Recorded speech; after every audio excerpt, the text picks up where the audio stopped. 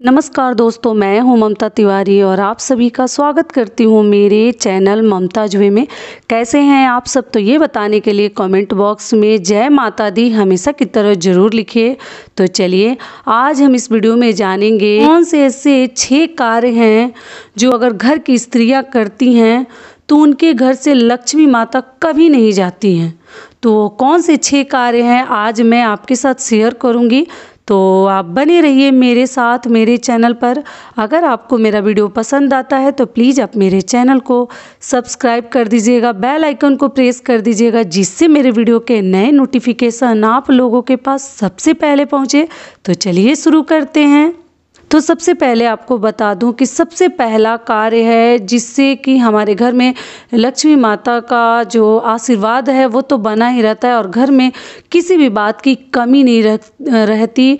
जिस घर में स्त्रियां जो हैं अपने पति का चरण छूती हैं, पति का आदर करती हैं, पति का सम्मान करती हैं और उनको प्रणाम करती हैं, तो उस घर से लक्ष्मी माता चाह कर भी नहीं जाती हैं। कोई कितना भी कुछ कर ले, लेकिन आप अगर ऐसे अच्छे अच्छे कार्य करते हैं ना, बढ़ोतरी वाले, तो कभी आपके घर में लक्ष्मी की और धन की कमी नहीं हो सकती। तो अपने पति का आदर कीजिए। पति जो है हमारे परमेश्वर हैं। देखिए आप लोग के जिनके पति अच्छे नहीं हैं, फिर भी क्या हुआ, वो हमारे पति हैं, इतना तो मन में रखनी चाहिए। लेकिन पति भी सब अच्छे नहीं हैं, ऐसे तो पति का चरण दबाना चाहिए। हमारे जो बड़े हैं वो अभी भी अपने पतियों का पैर दबाते हैं, चरण दबाते हैं, तो हमें दबानी चाहिए, आदर करनी चाहिए। लेकिन मान लीजिए जिनके पति अच्छे नहीं, आदर नहीं करते, अपने वाइफ का, पत्नी का सम्मान नहीं करते, तो फिर मन नहीं करता है। फिर भी थोड़ा बहुत अपने घर की भलाई के लिए आपको करनी चाहिए और पति लोगों को भी थोड़ा सा अच्छे से व्यवहार करनी चाहिए, आदर करनी चाहिए, उनका भी धर्म बनता है।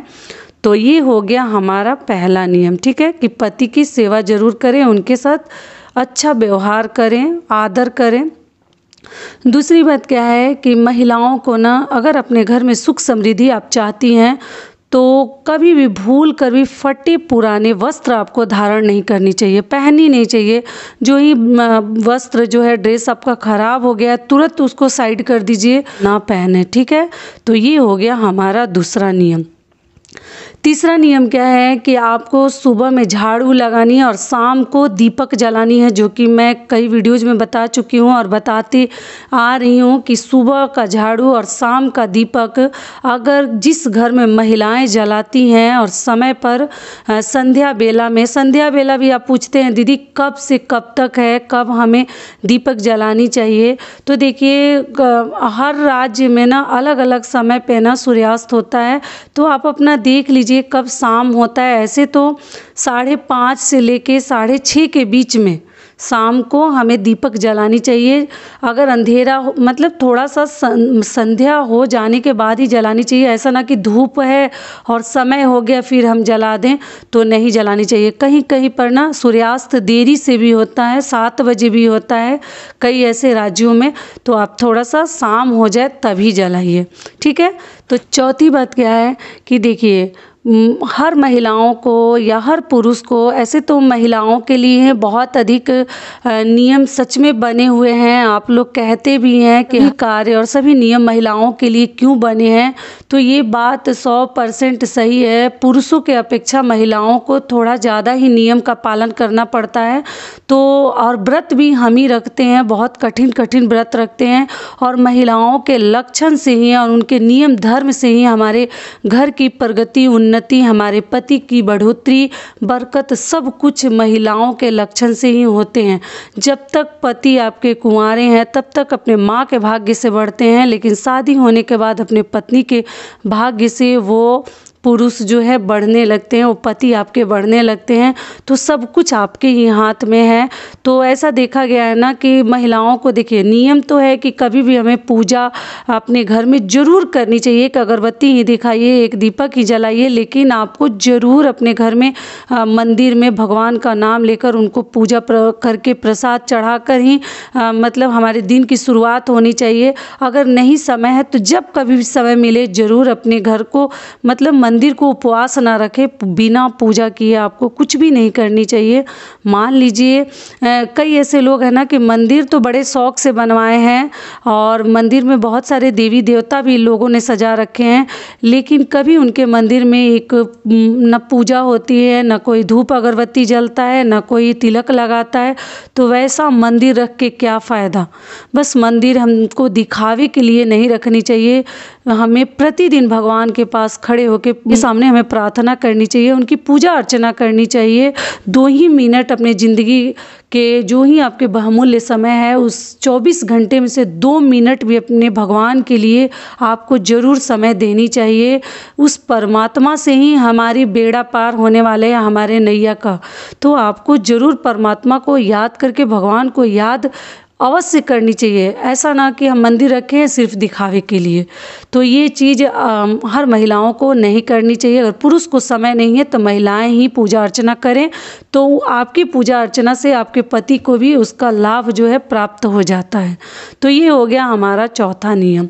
5वां नियम क्या है कि जिस महिला के पास ना संतोष एक ऐसा धन है ना, जिसके पास रहता है वो आदमी जो है ना हमेशा सुखी संपन्न रहता है, और जितना में रहता है उतना ही में बहुत अधिक खुश रहता है। लेकिन ये संतोष जिसके पास नहीं है ना, कितना भी भगवान धन दे दें, सुख समृद्धि दे दें, लेकिन अगर आपके पास संतोष बोल के चीज़ नहीं है, संतोष नहीं है आपके अंदर, तो आप जीवन में कभी सुखी नहीं रह सकती। क्योंकि आपको तो संतोष ही नहीं है। भगवान ने जितना दिया है आप और भी चाह रहे हैं कि भगवान ये भी दे देते हैं, तो ये हो गया तो कुछ और दे देते हैं। तो इस प्रकार से अपने मन को आप जो है ना बेचैन मत रखिए। अपने मन को ना ऐसा ना कि हम जो मिल रहा है उतना ही में हमें संतुष्टि नहीं मिल रही है, संतोष नहीं हो रहा है, हम आगे का और सपना देखते जा रहे हैं। तो ये सपना का ना अंत होने वाला नहीं है, और इच्छा का कभी अंत नहीं होता। तो इसलिए जिसके पास संतोष है, जिस गृहिणी के पास, जिस स्त्री के पास, तो दुनिया में सबसे ज़्यादा सुखी संपन्न वही नारी है, उसी का घर परिवार है। तो सभी स्त्रियों के पास संतोष बहुत बड़ा धन है। ये चीज़ सबके अंदर होनी चाहिए। जितना में रहें उतना ही में खुश रहें। अपने आप को बिल्कुल कम ना समझें। जो है जितना है उतना ही में हम हर समय खुश रहेंगे, हर तरीके से हम अपना ज़िंदगी जी लेंगे। तो संतोष हर स्त्री के अंदर रहनी चाहिए। तो ये हो गया हमारा 5वां नियम। 6ठा नियम क्या है कि अगर हमारे ऊपर कितनी भी परेशानियां आ जाए, हम मनुष्य को ऐसा होना चाहिए कि कभी घबरानी नहीं चाहिए। हमें कभी परेशानियों से घबरानी नहीं चाहिए। जिस महिला के पास ये शक्ति होता है ना कि किसी भी तरीके का परेशानी आ जाए हम उससे लड़ सकते हैं, उससे हम उबर सकते हैं, वो आदमी सदैव सुखी संपन्न रहता है। तो कभी भी परेशानियों से हमें घबरानी नहीं चाहिए। जो भगवान हमें सुख दिए हैं वही भगवान हमें परेशानियां भी देते हैं। हमारी परीक्षा लेने के लिए डट कर सामना करनी चाहिए, किसी भी तरीके की परेशानियां क्यों ना आ जाए। परेशानियां जो हैं हमारे जीवन में बहुत कुछ सिखा कर हमें जाती हैं और सिखाती भी हैं। तो इसलिए कभी ना घबराएं। अगली चीज़ क्या है, हम मनुष्यों को ना अपनी जो अच्छे कर्म हैं वो करते रहने चाहिए। फल की प्राप्ति के चक्कर में आप ना रहें कि फल कब मिलेगा, भगवान हम इतना पूजा कर रहे हैं फिर फल भगवान कब देंगे। जब भगवान को देना होगा तो उसका लाभ आपको ज़रूर देंगे। हमें अपना कर्म अवश्य करते रहनी चाहिए और बाकी सब हमें भगवान पर छोड़ देनी चाहिए। जो ही भगवान को उचित लगेगा वो ज़रूर आपको आज नहीं तो कल देंगे। तो यही सब बातें मुझे आपसे कहनी थी कि जिस महिलाओं के पास ये सभी बातें अगर होती हैं तो उनके घर से लक्ष्मी माता कभी नहीं जाती हैं।